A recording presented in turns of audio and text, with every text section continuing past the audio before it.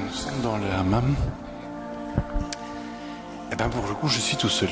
J'ai trouvé personne pour faire la pastille avec moi, la pastille vidéo sur la libido, la sexualité. La preuve, c'est encore un grand tabou, quoi. Alors, ben voilà, on va repartir ensemble de la base.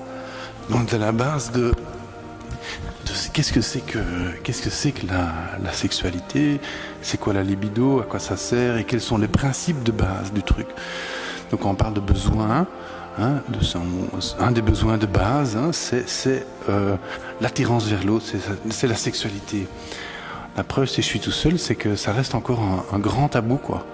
Donc on va vraiment être entre nous pour parler de tout ça, pour essayer de comprendre comment ça se fait que c'est encore un tellement grand tabou, alors que c'est la base de la vie, quoi.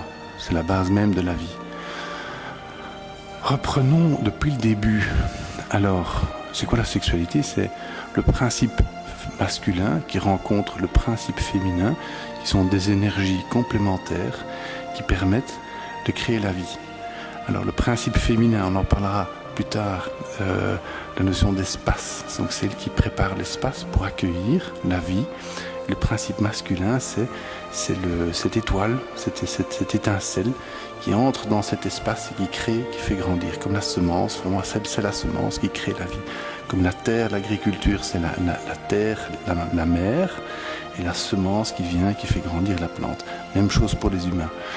Donc, s'il n'y avait pas cette attirance des deux principes, comme des aimants, aimant, amour, voilà, eh bien, en 2 générations, il n'y aurait plus d'humains, ou 3 générations, il n'y aurait plus d'humains sur la Terre. Donc la vie est bien faite. Dans notre société aujourd'hui, on a 2 extrêmes de nouveau. Cette extrême marchandisation du sexe, la pornographie, la prostitution, etc. Et en même temps, énormément de détresse par rapport à tout ça.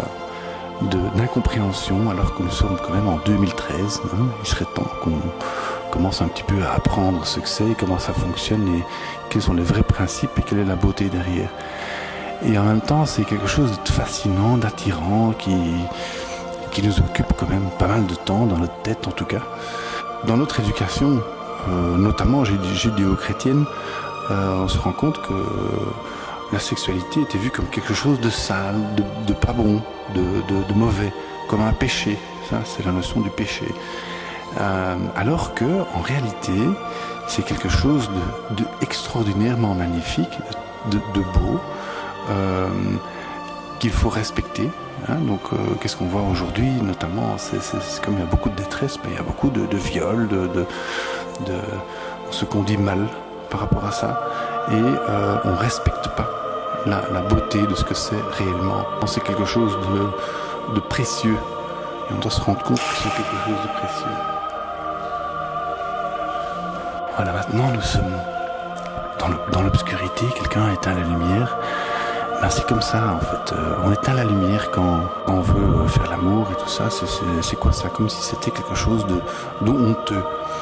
Eh bien, je pense que le grand défi, donc, alors on reprend le vecteur c'est, alors la peur, elle n'est pas manifestée, si ce n'est que, si on ne se reproduit pas, il n'y a plus d'humains. Ça nous pousse à nous reproduire, avec une énergie forte, très forte. Bon, voilà, et donc il y a cet aller-retour entre le désir et l'assouvissement du désir, les allers-retours, il faut tout le temps continuer pour assouvir nos désirs. Caché derrière ça, il y a la notion d'énergie vitale, d'énergie de santé. Dans les arts martiaux, ils utilisent cette énergie. Donc cette énergie se trouve juste en dessous du nombril, dans le bas-ventre, là où se trouve chez la femme la matrice. Et bien à cet endroit-là, juste en dessous du nombril, on appelle ça le hara. C'est la batterie en fait de l'humain. Et donc, l'énergie sexuelle, elle est logée là, à cet endroit-là. Donc si cette batterie est vide, si on n'a plus d'énergie sexuelle, on est mort. C'est comme la batterie d'une voiture qui est vide.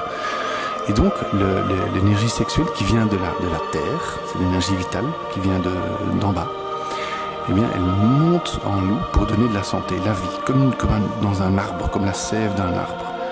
Et donc, la sexualité permet de faire circuler cette énergie dans son corps, et en la partageant avec quelqu'un d'autre, eh bien, c'est la faire circuler, ça permet d'avoir une excellente santé. Alors tout ça, ça a été prouvé scientifiquement, donc c'est très intéressant.